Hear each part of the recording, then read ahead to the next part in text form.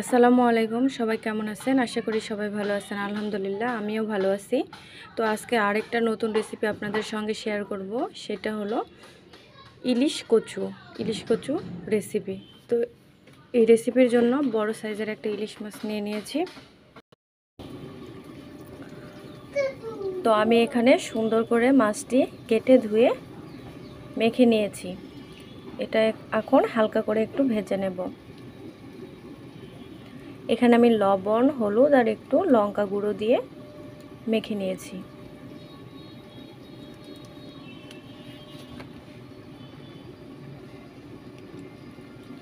আর এখানে আমি কচুটা, মানে এটাকে আমরা বই কচু বলে থাকি, নওগাঁ জেলাতে আমরা বই কচু বলে থাকি। আপনারা কি বলে থাকেন কমেন্টে জানাবেন। তো এই বই কচু দিয়ে আমি ইলিশটা রান্না করব। তো কচুটাও আমি সুন্দর করে কেটে ধুয়ে নিয়েছি আর কয়েকটা পেঁয়াজ নিয়ে নিয়েছি। একবারে বেশি কচু দিলে ভালো লাগবে না, দেখেন আমি অল্প করে একটা কচু নিয়েছি। আর এই মাছগুলো এখন আমি ভেজে নেব।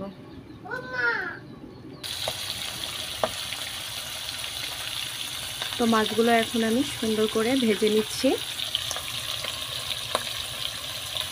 একদম হালকা করে ভেজে নিতে হবে।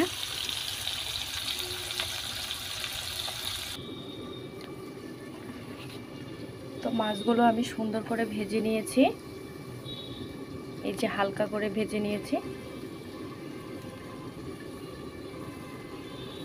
এখন আমি কড়াইয়ে দিয়ে দেব পেঁয়াজ কুচি।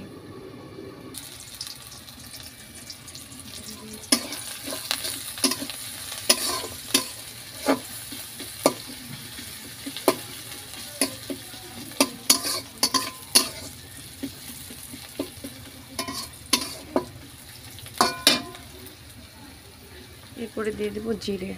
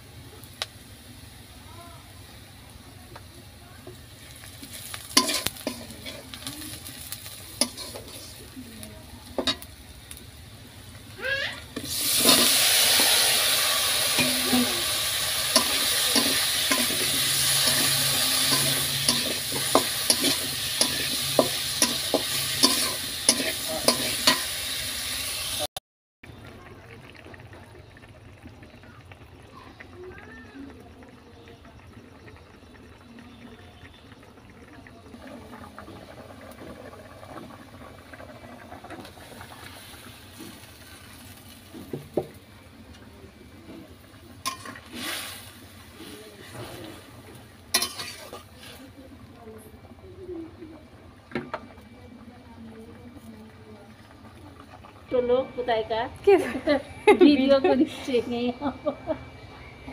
ছোট লোক যারা ভিডিও করছে, এই কয়টা মরলে 5-6টা মরলে ভিডিও করছে।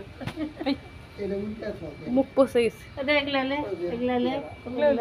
দেন কতগুলো কুমড় ধরলে জাথাগুলো কুমড় আর গাছের ওই আর 10টা পাড়া হয়েছিল না, ওগুলাও যদি শেয়ার করে রাখা হতো তাহলে কেমন লাগতো। আর গাছে দেয় বাপ, বিশ্বাসই হচ্ছে না এতগুলো গাছ ধরেছে। বাদামি এরকম হয়ে গেছে কেন, মানে রোদে পুরো হয়ে গেছে। কি খাচ্ছিল? রুটি খাচ্ছে মনে হয়। কি খাচ্ছিল?